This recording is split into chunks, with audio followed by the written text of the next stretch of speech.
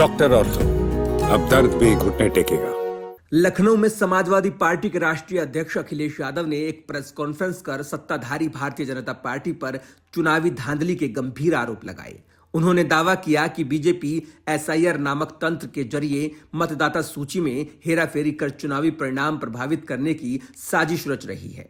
बिहार विधानसभा चुनाव में इसकी मिसाल देखी गई और अब पश्चिम बंगाल में भी यही खेल खेला जा रहा है। अखिलेश ने बंगाल की मुख्यमंत्री ममता बनर्जी का हवाला देते हुए कहा कि उन्हें बीजेपी की इन काली करतूतों को बेनकाब करने के लिए काला कोट पहनकर सुप्रीम कोर्ट का दरवाजा खटखटाना पड़ा।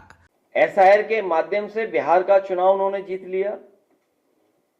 एसआईआर की बड़ी भूमिका थी माहौल बिगाड़ने के लिए, दबाव बनाने के लिए, मनोबल गिराने के लिए। बिहार के चुनाव को जीत लिया भारतीय जनता पार्टी ने। वेस्ट बंगाल में भी यही कोशिश कर रहे हैं एसआईआर को लेकर के।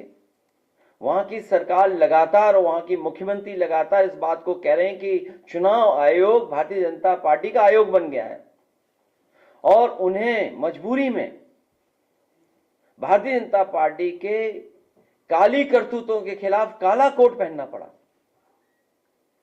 और सुप्रीम कोर्ट में खड़ा होना पड़ा कि किस तरीके से भेदभाव, किस तरीके से election commission Bharatiya Janata party का सहयोगी दल बन गया। प्रेस कॉन्फ्रेंस की खासियत ये रही कि अखिलेश यादव सुल्तानपुर निवासी नंदलाल को अपने साथ मीडिया के सामने लेकर आए।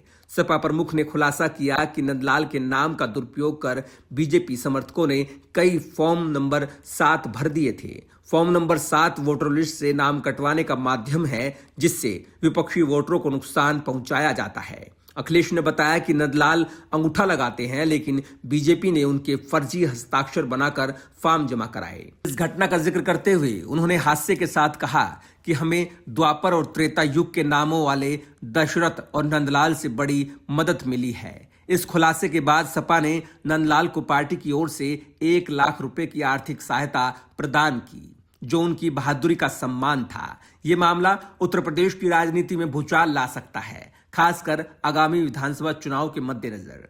अखिलेश यादव ने फॉर्म नंबर 7 के दुरुपयोग को लोकतंत्र पर सीधा प्रहार बताया। उनका कहना था कि यह प्रक्रिया विपक्षी दलों के वोटरों को लक्षित कर उन्हें मताधिकार से वंचित करने का हथियार बन गई। बीजेपी पर आरोप लगाते हुए उन्होंने कहा कि सत्ता के नशे में पार्टी हर संभव तरीके अपना रही है, चाहे वो फर्जी दस्तावेज हो या एसआईआर जैसी कथित साजिशें।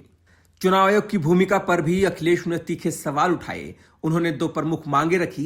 पहली, फॉर्म नंबर 7 भरने की प्रक्रिया तत्काल बंद हो क्योंकि ये फर्जीवाड़े को बढ़ावा दे रही है। दूसरी, आयोग केवल फॉर्म नंबर 6 पर ध्यान केंद्रित करे, जो नए मतदाताओं को जोड़ने का सकारात्मक माध्यम है। अखिलेश ने जोर देकर कहा कि पारदर्शी चुनाव प्रक्रिया के बिना लोकतंत्र की नींव कमजोर हो जाती है। चुनाव आयोग को स्वतंत्र होकर काम करना चाहिए, न कि सत्ताधारी दल के इशारों पर। यह प्रेस कॉन्फ्रेंस सपा की आक्रामक चुनावी रणनीति का हिस्सा लगती है। अखिलेश यादव लगातार बीजेपी की कमियों को उजागर कर विपक्षी एकता मजबूत करने की कोशिश कर रहे हैं। नंदलाल जैसे आम लोगों को मंच देकर उन्होंने जनाधार को मजबूत करने का संदेश दिया। बंगाल और बिहार के उदाहरण देकर उन्होंने राष्ट्रीय स्तर पर मुद्दा गरमा दिया। सवाल यह है कि क्या चुनाव आयोग इन आरोपों की निष्पक्ष जांच करेगा या फिर यह राजनीतिक बयानबाजी साबित होगा।